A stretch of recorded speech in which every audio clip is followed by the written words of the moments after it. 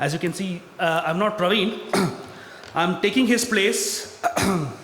My name is Kaushik Madhavan, and I'm here to moderate this wonderful panel discussion today. This request came to me this morning, late last evening, saying, hey, Praveen unfortunately has fallen sick, so if you could take over his role. So I'll do my best.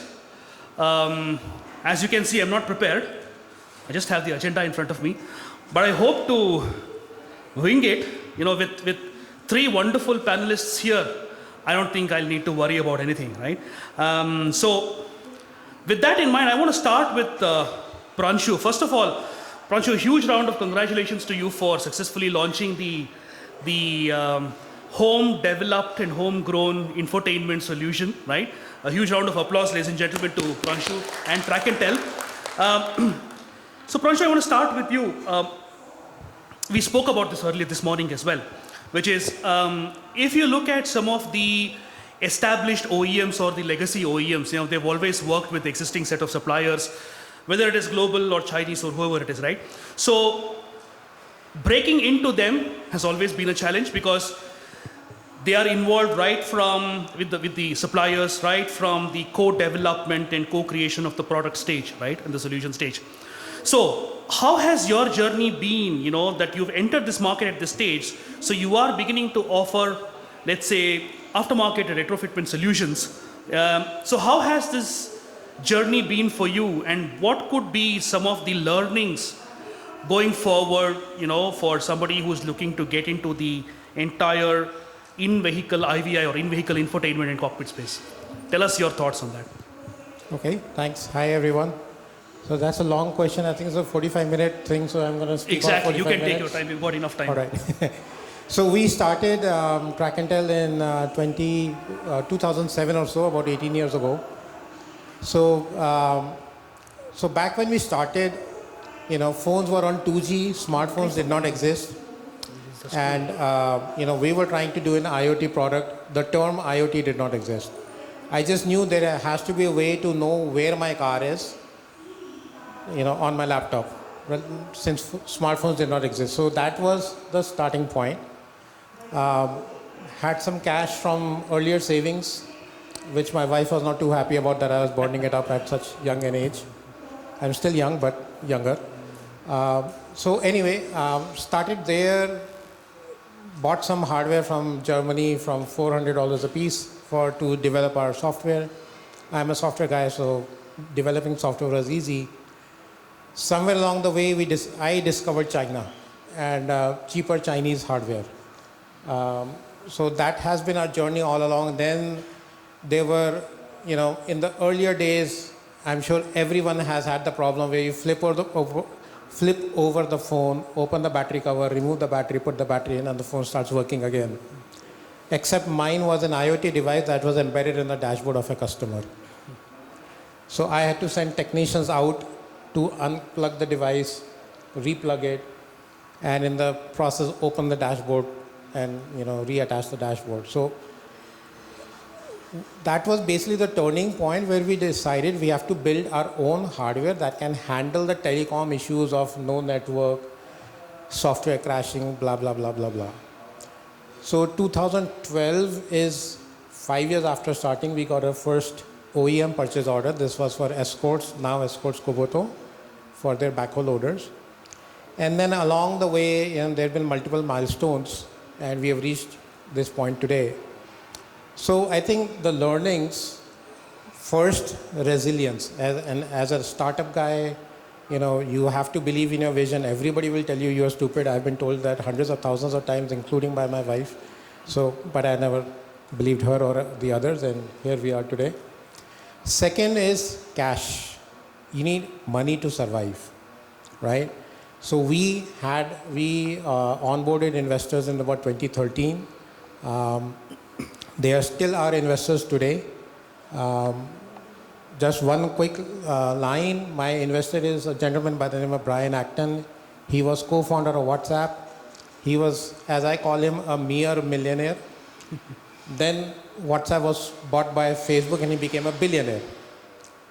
So having a billionaire as your investor is always a good thing. You got, for a billionaire whose net worth is in the double digit of billions, when you ask for single digit millions, they're like, हाँ ठीक है, जा सिमरन जी ले अपनी जिंदगी.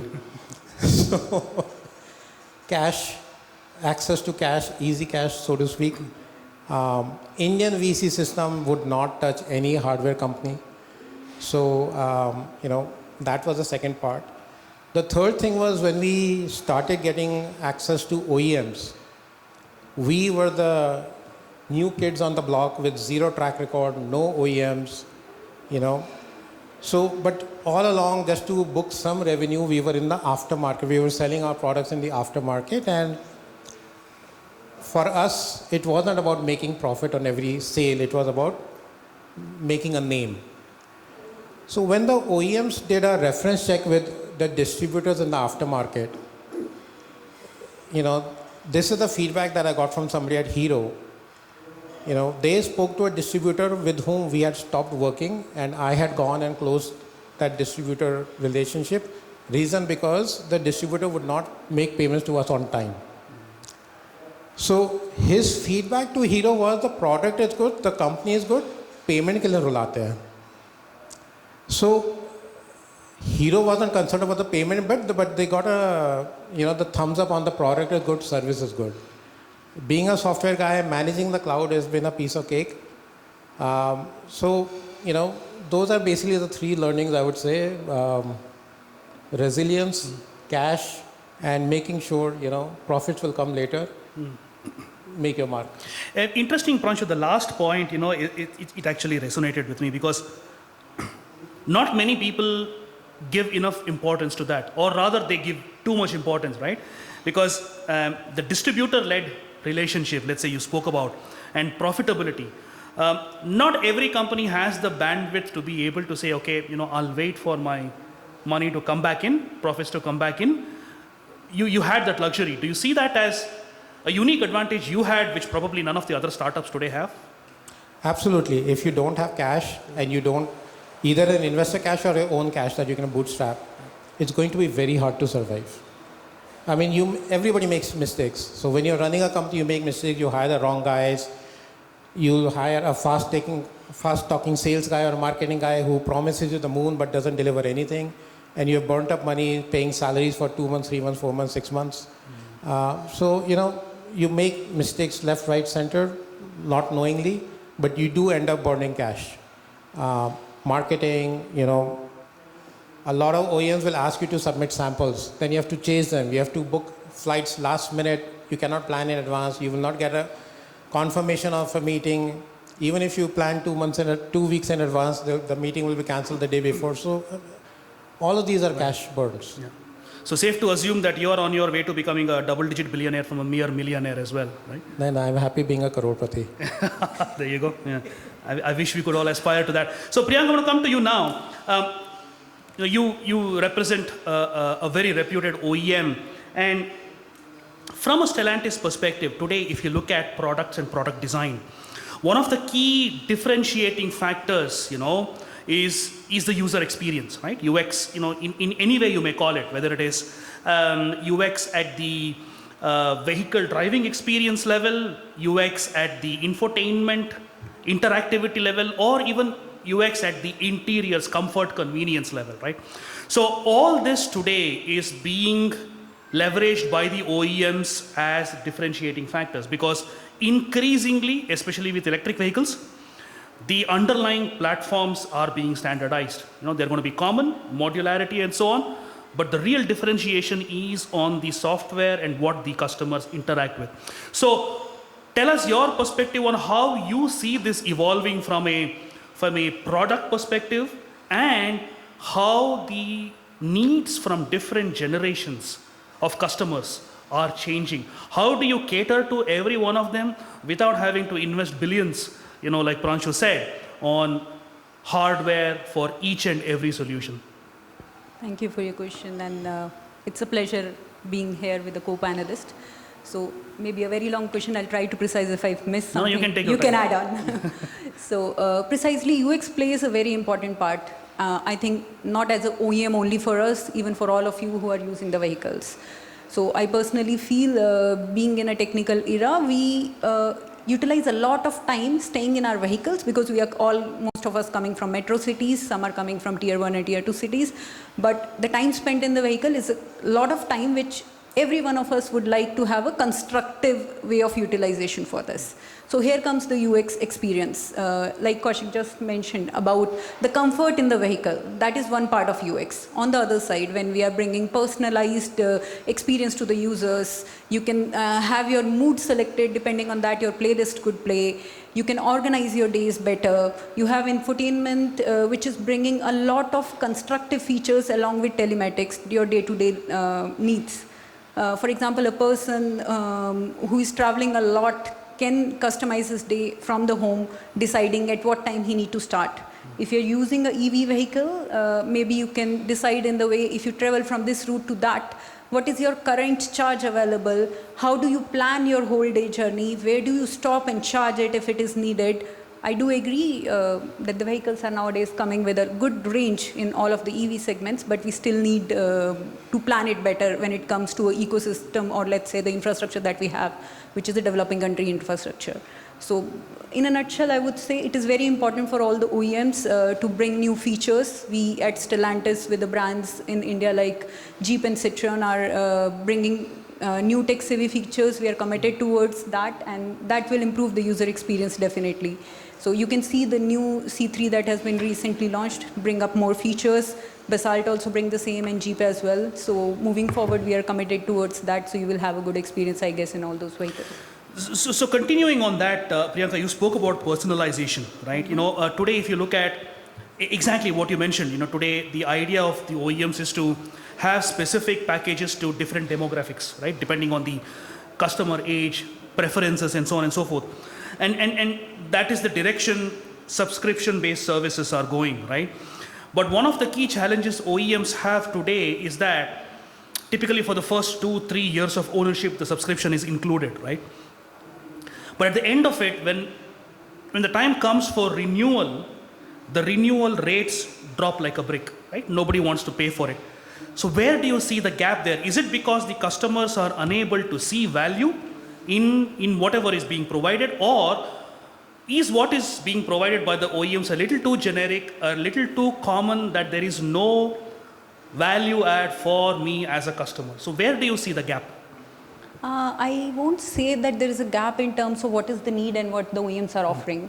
I personally feel it's more about how we sensitize our customers. So I think in previous sessions, one of the gentlemen was giving an example on what happened to his vehicle. So I'll quote a simple example. I think all of us remember Maggie, which generally whenever advertise themselves, add a sentimental value to it. So I will name it, and I think most of the people in this room will relate. They might have had it in a particular time.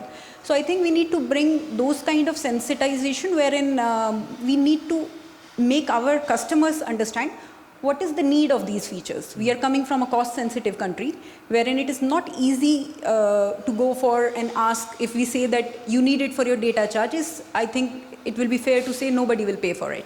But if we make them understand what benefit does it bring.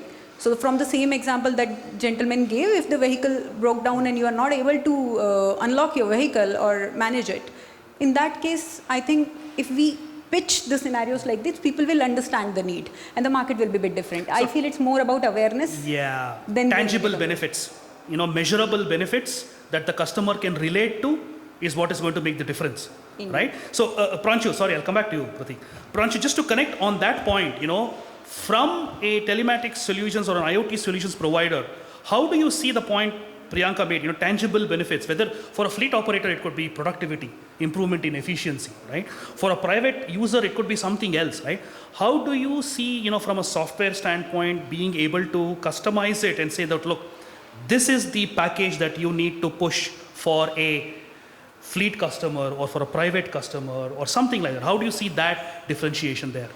So we basically, for the past 2, 3, 4 years, we are OEM suppliers. So our product is more used by the OEM than the end user. Right. Okay. The data is hosted on the cloud, and the end user has access to current vehicle location, fuel levels, etc., etc. But the OEM, because our direct customer is the OEM, we are capturing, hundreds of pieces of information from the CAN bus.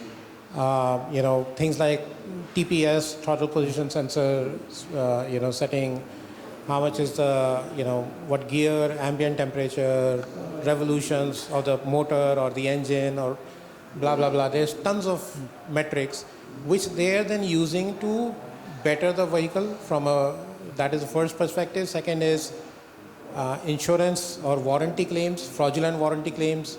There have been multiple cases in the social media where people are claiming warranty and then the OEM has refused because, the vehicle was used for, different ways. But to answer the question about the user experience from an end customer, I'll tell you a small story.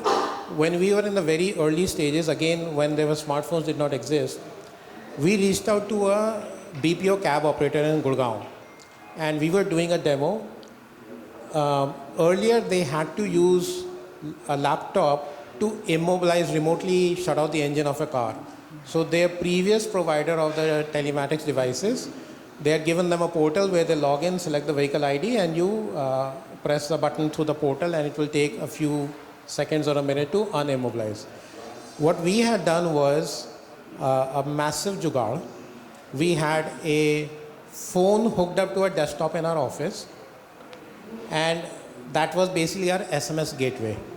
So when we were doing a demonstration, one of my colleagues who's here, Amit, he was sitting inside the office with the transporter and I was in my car with the owner of the transport agency.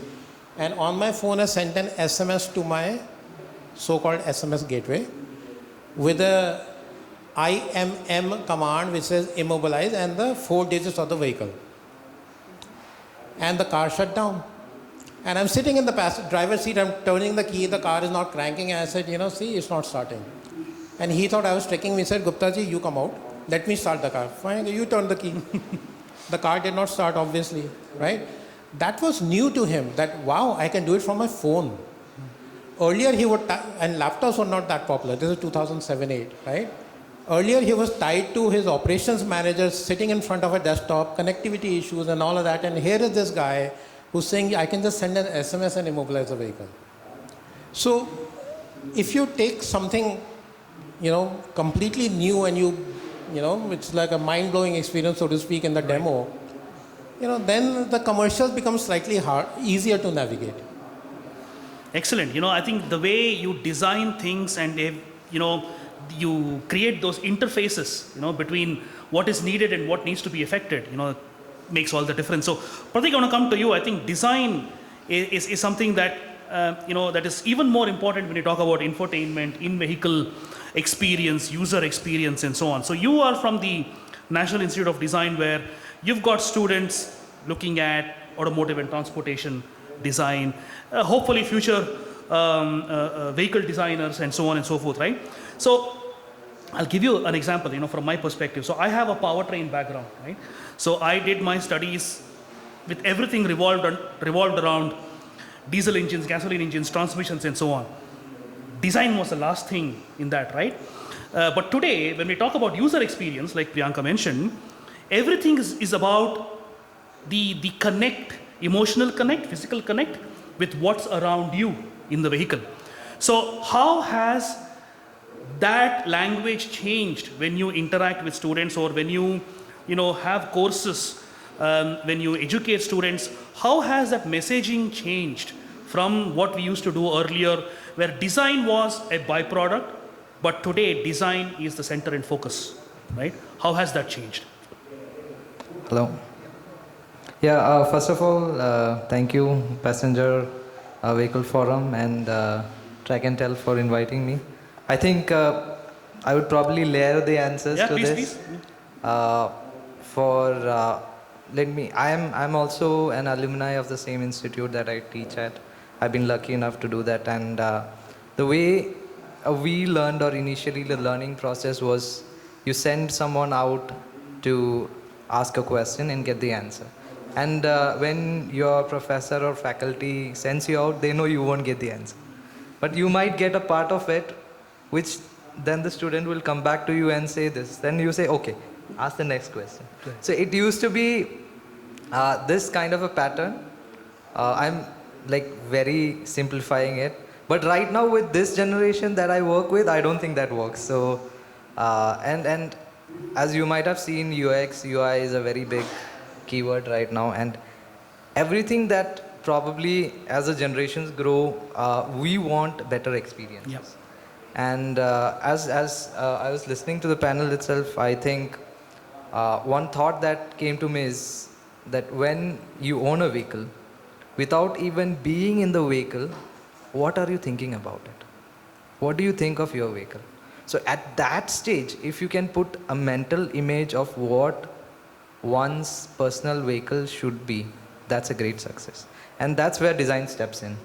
From probably, I would say, the psychological point of view, where all these ads, the way the value is being proposed to the customer, that is it a very fast car, is it an SUV that you could take anywhere. So all these keywords, emotions are a huge part of how I conduct my classes with students, and also try to create that how can you create value for your user based on emotion.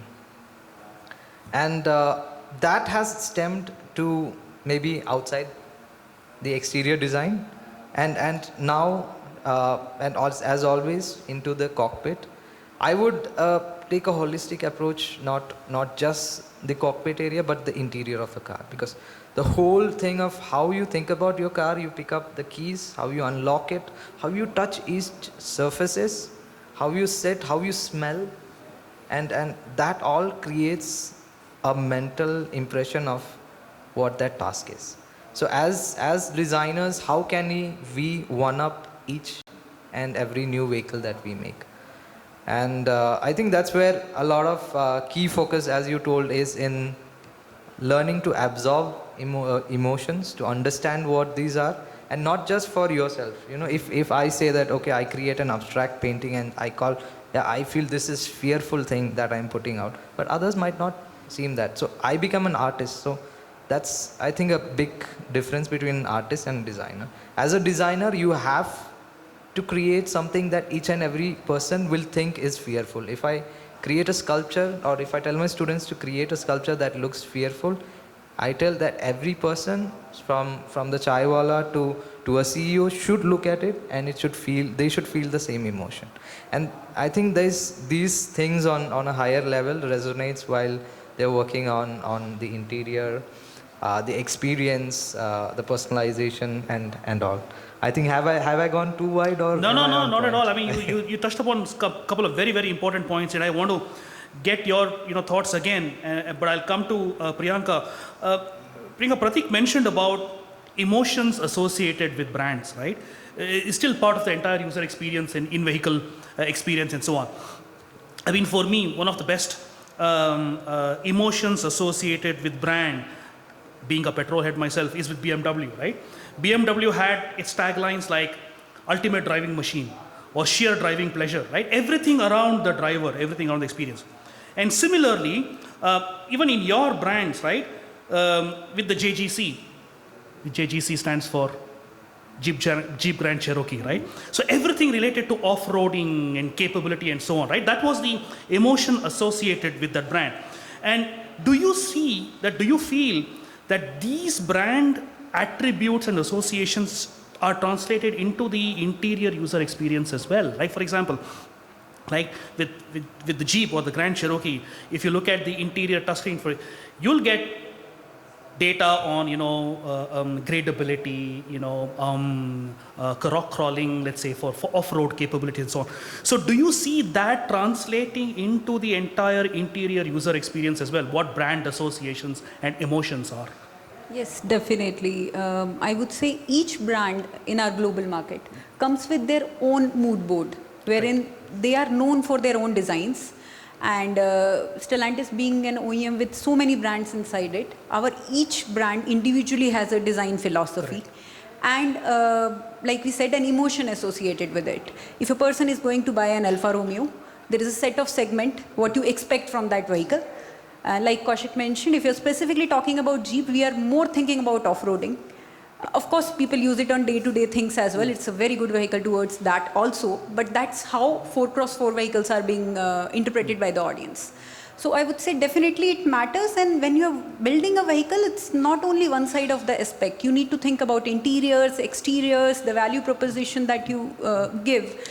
And being in India, I would specifically say that we are a cost-sensitive market. And I'll just move the point to a different direction, wherein we were talking about how connected features are linked. So for a person who is doing off-roading, he would like to understand when he reached to that particular place, what will be the scenarios, weather conditions and others.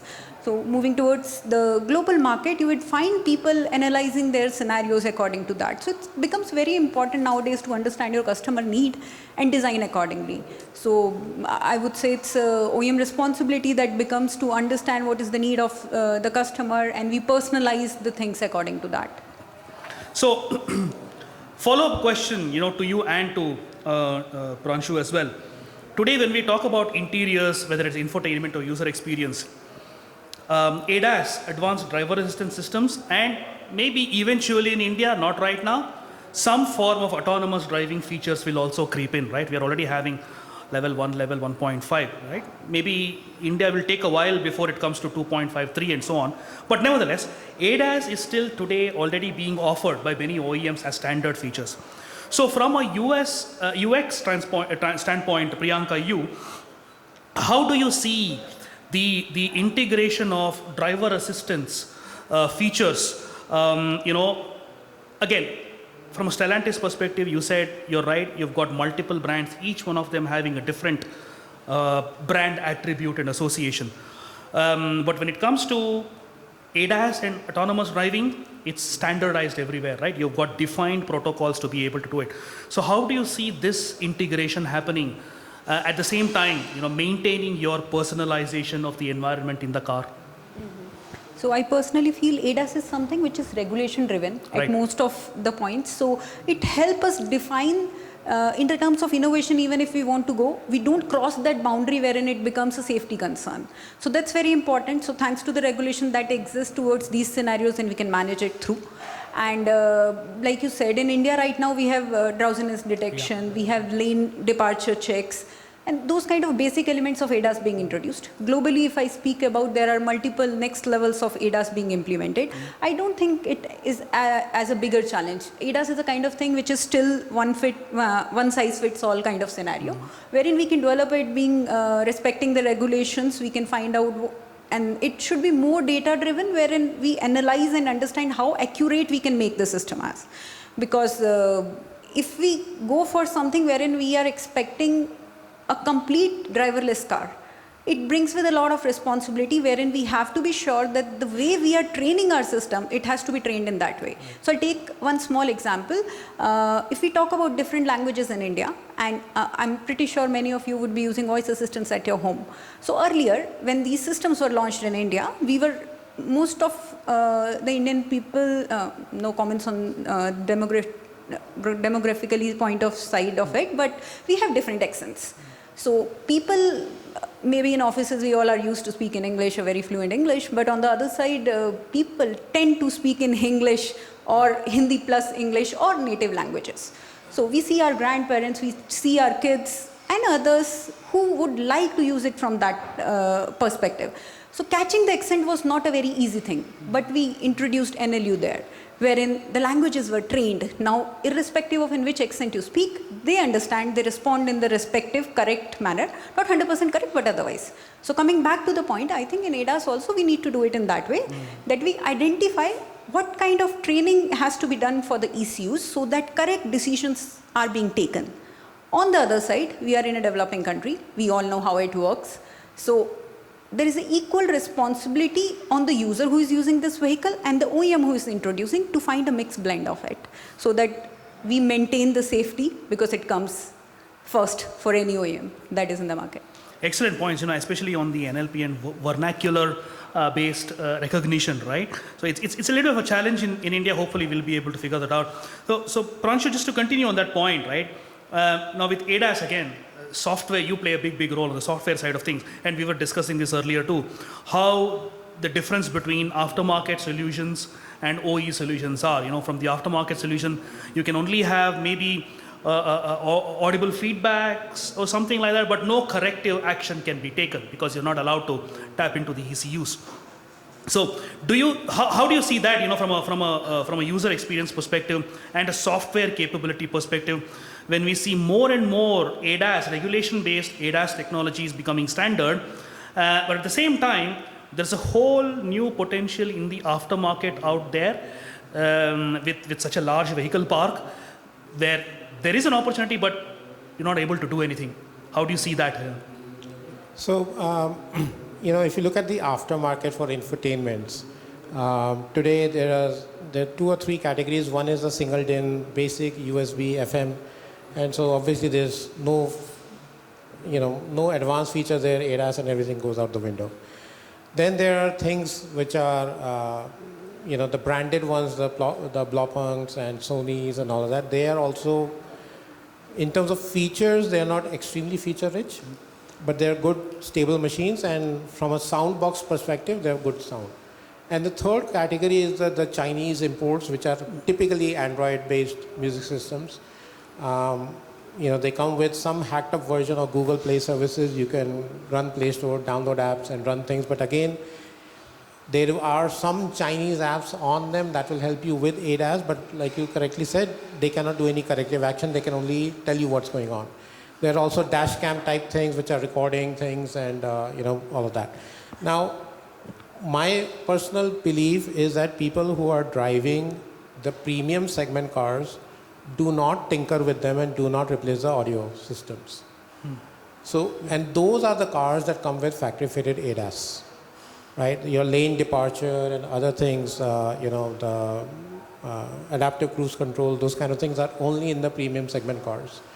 And those are the customers that are, they want the more advanced features, the ADAS level 2, 3 and 4. And they have probably experienced them overseas, right? But the other category that is going to the aftermarket for infotainment, either they bought the base model that does not come with a music system, or it's an older car and the factory fitted music system has stopped working, so they need to replace it because the OEM fitted would be extremely expensive. Correct. Given the pricing from SPD and all of that, right? Or what we have seen is there are people who will buy a brand new Creta. I don't know that the Creta today has these ADAS systems, but 2, 3, 4 years ago, people were taking out the factory fitted infotainment within the first week of ownership of a brand new car for the one and very simple reason: a factory fitted system will not play videos in a moving car. Yeah. And people who are commuting, let's say Delhi, Noida or whatever, they're stuck in traffic and they want to be able to see videos. And that was the only reason they were taking it out. But I am pretty sure that those systems were not deeply integrated with the vehicle in terms of air conditioning and other notifications, seat adjustment and whatever, because there are alternatives to watching videos in a moving car, which is your phone. So for somebody who's taking out the audio system, I'm guessing that it was a basic system and they wanted to add this feature. So I'm not sure if ADAS is a deciding factor. I mean, at least in northern India, I have seen that video is a big factor. And even today, the more advanced cars, they have that, and people just either sit in traffic or use their phone because, I looked at a Jeep a couple of years ago. I wanted to put my own music system, and that was the only reason why I did not use a Jeep, why I did not buy a Jeep. Because it was too integrated for me to swap it out with my aftermarket solution. I had a Jeep Wrangler in the US in the early days, so I love the Jeep brand. And I decided to go with a Fortuner because the Fortuner had a very basic JBL or something, which was basically a music system. It was not an infotainment per se. Right. Other than showing trip history, there was no other feature from an infotainment perspective. It was a USB, FM, and Bluetooth. So it was easy for me to swap the factory fitted out with my thing. So yes, it's a premium car, but it was sort of, from the infotainment perspective, it was dumbed down. It is an off-roader, so I got the Jeep benefits, and I got to put my own product. So Best of both worlds, huh? yeah. Maybe I would like to add in this one. As you know, I mean, being an OEM, I think it comes with a responsibility wherein driver distraction should not be Yeah, there. We are exactly. going with very fancy features, but we need to take care of that. So I would say how the design strategy is nowadays working on it. So we are giving two experiences. When you're driving, you have to focus on driving, less distractions for anyone. But when you are on hold, at that time, the features like videos and others are being introduced. So it more works on the logic, maybe a parking brake will be checked, whether you are in a driving or parking mode, whether your engine is on or off. Those kind of checks are being done, but I would say, okay, I agree with him. I have met a lot of people, specifically before to this I was working with another OEM that holds a very good market share, and whenever I used to see that the people have changed the infotainment to something else, and I had the urge to ask, why did you change? And most of the people were like this: we spend a lot of times in our vehicles because we are driving the cab services for the mobility, and we need to see videos while driving, which is not fair or a good ask to do that.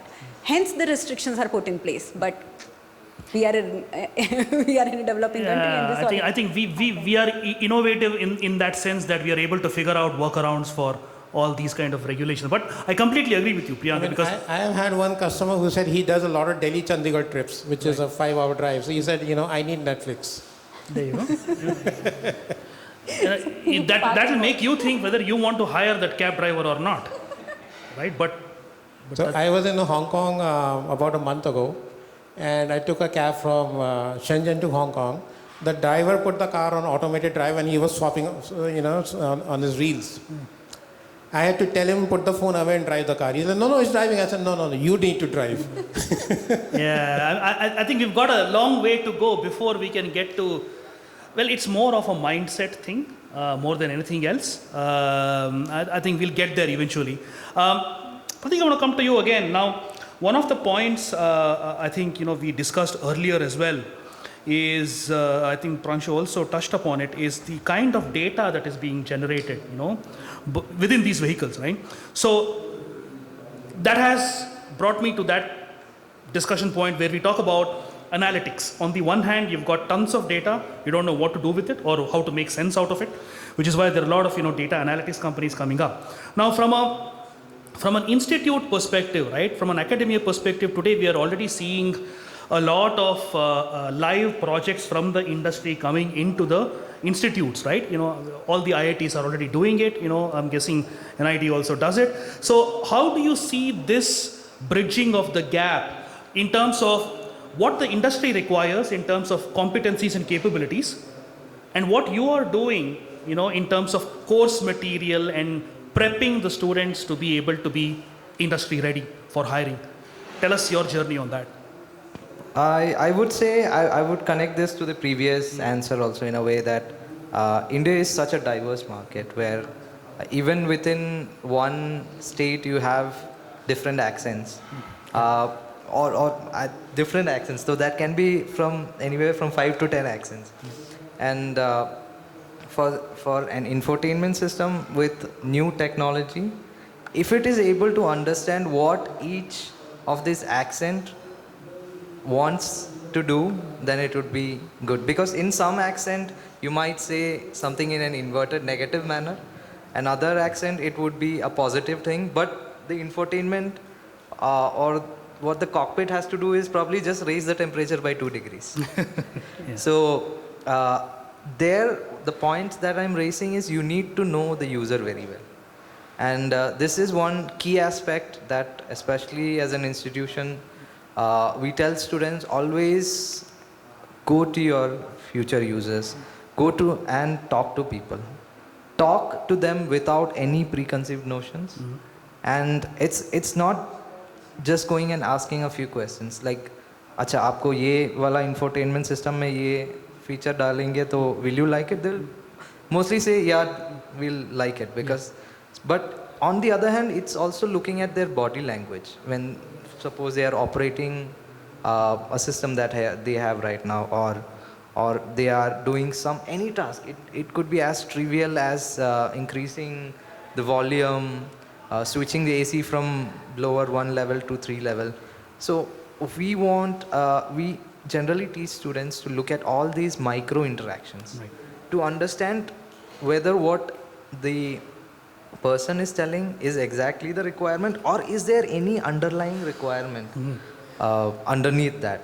And it is always important to find out the root cause to come to the bigger problems, because many a times also I think uh, OEMs and other studios and the projects that we do, we come up with problem statements, and as we investigate, or as the students investigate more into this matter, then you come to know that okay, that wasn't the problem in the first place, it's something else that is creating this. Right. So the more focused you are on the user, the surrounding and context. India is very, very context sensitive. And based on all these factors, finding out that one problem could be, it could be the eureka moment for the project. And the same thing is happening or happens when we do co-design workshops, Yeah. or OEMs come with projects, or even in speculative scenarios where you try to dig deep into each element. So as I would say, it's digging into those layers of an onion, peeling each layer to understand what is there in the core and then going to solve it. So I think this is where industry academia relation can work a lot, and where also I think a lot of new crazy discoveries, I would say, because students are always more active, more crazy. They would be thinking to bring in something from ice hockey into your infotainment system, or any rather thing. So all such wild ideas and creativity is encouraged, so that how can you draw parallels between a lot of different things that exist and then solve this one thing. So co-design is also where we bring in the user to design with them. So we sit with the users and design with them so that they do the task, we observe them, and based on those we create the final ideas. Now, as a consequence of that, how is the course content itself changing? Because I know for a fact that IIT Madras, I think today offers a new BE degree, Bachelor's of Engineering degree in electric mobility, for example, which was never heard of a few years ago, right? So the course material or the course content itself is evolving based on what the industry needs today. So how agile and how flexible do you see, institutes like NID also integrating what's needed by the industry? So in the second semester, it's a 2.5-year course where they do 4 semesters with us. It's a master's course. We have the first design project where a few years back it was to design human-powered vehicles, or it could be cycle power. So you are the motor in that. Right. And last year when I joined, I thought, okay, what if we introduced a little bit micro-mobility into this? Let's start with a small motor, 250-watt motor, and the battery system for that. But so that is, technology is kept there as an enabler. Right. But where we looked into was, can we look into the health sector? Can we do something for police? Can we do something for in-campus mobility? If you have a huge campus, then how can we look at that? And finding those niche needs where technology could enable students to create a solution for specific target people. So we were able to come up with initial prototypes for traffic police, for large campus security, or the catering people, or the gardening, housekeeping staff. And one of these groups also explored Gen Z micro-mobility with an almost two-wheeler which had elongating wheelbase. And especially they were looking into, okay, this, what if it was for creative Gen Z population? If they are artists, how do they carry their binders, Equipment, yeah. Yes. So and they had all these boxes mocked up so that they could put it in various sides. If they want pull probably an A0 or A0 sheet to be kept, then you can extend the wheelbase and place it. So we experiment a lot, we encourage a lot. So technology is always there to enable us to create solutions for that niche market. Very So I think interesting. this is how I would put it. Very interesting. Some wonderful ideas there. I hope some of the industry people who are here can take away some ideas there. So I want to open up the floor for questions. We've got a few minutes left. Anybody wants to ask questions, raise your hands, introduce yourselves, and you can direct it to one or more panelists. Got questions there?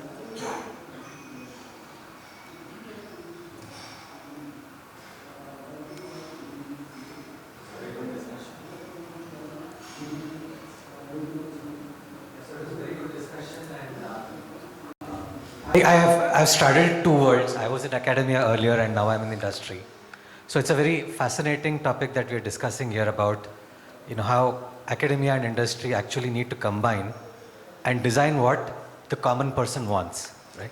So a question to all three on the dais here is, by the way, I'm ex-Stellantis, ex-FCA. So, right, so I have that. Nice to meet you. Yeah, right, yeah. You have NID, which is the premium design institute in India. You have Stellantis, which is like a global, I think it used to be second largest, I don't know what it is right now. And you have Track and Tell, which is like an innovative company in India. Between the three here, can we discuss on if and how collaboration can happen so that I, as a common person, can benefit, right? 2 things to be kept in mind is that it should meet what I really need, not just because Stellantis wants to offer it, right? And NID says, okay, because Stellantis wants, I want to do it. It should meet what I want, and it should fit my wallet. So if there are thoughts on this, I'd really appreciate that. Sure. Whenever we think about, okay, let's say in this way, whatever features that you see right now coming in a vehicle, or design, features, values, whatever it is bringing, it's not a one-night process. So what we do, we plan well in advance. There are a lot of surveys being done. There are a lot of studies being done. We understand the need of the customer. We evaluate the data that come back from the customers in the sense of customer complaints, customer requests. All that is analyzed. And then it is made in a long-range roadmap. How do we deploy it? When we deploy it, will it bring a value to the customer? So, like I was saying, there are a lot of things which people need, or let's say wish. But is that really the need? I think the biggest problem right now with all of us is we don't want to understand what is the problem. We want to land what could be the solutions. And there it comes a very strong foundational system team or a product team which defines when because I have seen a lot of people, I give this example very usually. You will find people around you who want you to draw a green line of red color, which is practically not possible. But they want it because they don't know whether it is possible or not. You will see people saying, we need this house, we need a window here. If you go to the second level and understand from them, why do you need a window here? Then they will explain, because we want sunlight to come in. Is it really east? Will you get the sunlight from here? All those questions are open on the table. So coming back to the question, hence we really need to understand our customers well. Basis that there is a product designing theme being defined, what we'll bring on the table. And then if we have to involve our partners, different suppliers that are working in this ecosystem with us, we give that request. And depending on that, then ergonomics come onto the picture, the designing team comes into the picture, which understand when a user will sit in this vehicle, how this feature will look. So I think when we do this whole cycle, even if an OEM think that we want to give this, that may not make sense to the user. And at the end, it is a value proposition, what you earn at the end, because everybody is working in the ecosystem for that. So I believe it is very important we understand our customer, we make a roadmap. It is very important our partners deploy to that. And our design partners design according to that, that it is interesting for the end user to use it and it is usable. That's an interesting question you make. Just to add to what Priyanka said, I think there are very few customers like you or me who are very clear in saying, okay, this is what I want in a vehicle, right? Because I'll give my own example. There is no vehicle today that caters to what I want. For example, I want a petrol manual 4-wheel drive. There is no product in India which is a petrol manual 4-wheel drive. That's what I want, right? So in many cases, being very clear about what you want is actually a challenge, in many cases. So you may, like she rightly said, It's more of a hypothesis building, a proof of concept, and then arriving at a solution that fits a majority of the demographics. Unfortunately, that's the way we have to look at. Let me take another stab at that. And I'll do it with a question. So let's suppose you want to add adaptive cruise control to your vehicle as an aftermarket solution, right? Regardless of whatever vehicle it is. And I offer a solution to you which will maintain your warranty and everything, but it will cost you 10 lakh rupees. How many people here would spend 10 lakhs for ADAS, for adaptive cruise control in their existing vehicle? Whether it's an Alto, Wagoner, Fortuner, whatever. Nobody? Nobody. How about 5 lakhs? That's the answer. You want something, but you're not willing to pay for it as a general consumer. My question was on the other side. I may want it, right? And I would expect to have it. What can you do as someone who's giving me that vehicle to make sure that my aspirations are met? Correct, but there is a price point associated with that. Exactly. So if there is a price point, and we kept, everybody who has been on the stage today kept talking about India being a price sensitive market. Does that mean that because we are price sensitive, we do not get to enjoy ADAS? No, that's not true. There are cars with ADAS. I mean, there is a regulatory part of it. Right? Yeah, but that's not really ADAS, right? It's L1, right? I would want L2, for example. That's what I'm saying. Let's leave the regulatory part out of it. If it is allowed in India, there is a price point associated with it. Exactly. Because the number of sensors and everything else that needs to go in. Yeah. So a lot of consumers want a lot of features, but they are not available in the lower end cars. So that's the question I would like to put to this esteemed panel. Why are they not available? Is it just because the bill of materials is going to be too expensive? Or is it because as an R&D community or as a design community, you're not exploring ways in which it can be made feasible to the Indian public? No, so the bill of material is the basic problem, because if you were to launch a new feature in pretty much every car, the economies of scale will kick in and the bill of material will actually come down. But the initial cost of developing it, designing it, and then pitching it to an OEM from an innovative company's perspective, that inertia, that capital required to develop it, build it, and maybe somebody will buy it, that is the first challenge. Second is the liabilities associated with it, right? If I'm developing something from scratch, which could turn into a life-threatening situation, who is liable, right? So because of that, you build on the liability into your cost structure when you bill it to the OEM. Because if they're going to sell 100,000 cars, and let's say 10 of them are in an accident, and the records show that it was my fault, insurance pays it or not, my general insurance will have to pay for that. So all of that comes in. So it is at the end of the day, the features are available, but there is a cost to be paid, and a typical Indian wants a basic mobility from point A to point B. It would be great to have frills as long as the price tag doesn't jump too much. Yeah, sure. I think he asked a very good question, and I'm guessing building a business case that takes into account his needs and his requirements, and at the same time the bill of materials you mentioned, the user experience and the cost of design, if that is not commercially feasible or viable, it's shelved, right? Is that how you look at it, right? I would like to add a perspective to it. Maybe the question is valid, but on the other side, we also need to understand India has been always a cost-sensitive market. Being that said, it's not like people are not adapting. How many of us were comfortable with the subscriptions that we have on OTT platforms 5 years back? I think very negligible people. But now, many of us would have 5 to 10 subscriptions. We are opening up towards that. So to answer you, will these features come? Yes, when the market will be ready to pay for it. So everything comes with a cost, and we know our, we know our market. So from that perspective, I feel it will take some time to understand what exactly the customer need, how that can be deployed within the same segment.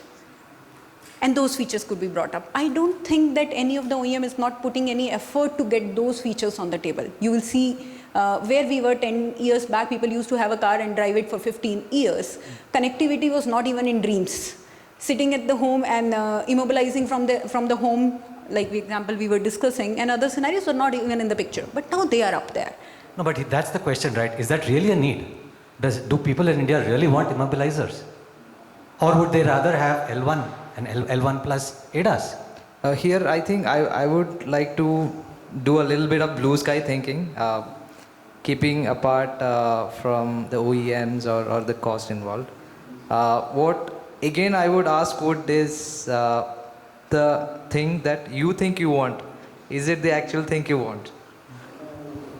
So as I said, my requirement is I would like to get the benefits of, let's say, something like ADAS, right, at whatever level it is. I don't want autonomous, I want ADAS, right? I want it to be affordable. All right. So It's a multivariable optimization problem, actually. So The challenge is to the people on the dais, and I'm in fact one of you because I also work in the automotive industry, right? So it's a collective challenge for us to figure out how we can actually solve this multivariable optimization problem to achieve at some, even a local minimum, that will ensure that, needs are met.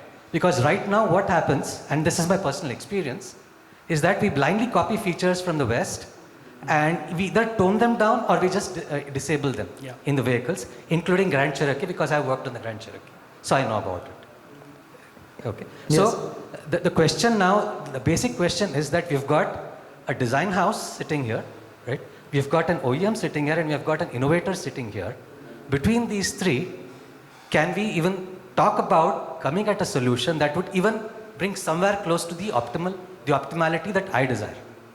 I think here again would be looking into very specifically what your demands are. Probably having a few people shadow you while driving, or to let them know what actually those demands are. And probably I would suggest, what if it is not an automotive product that we are coming up with? It could be something augmenting on the seat.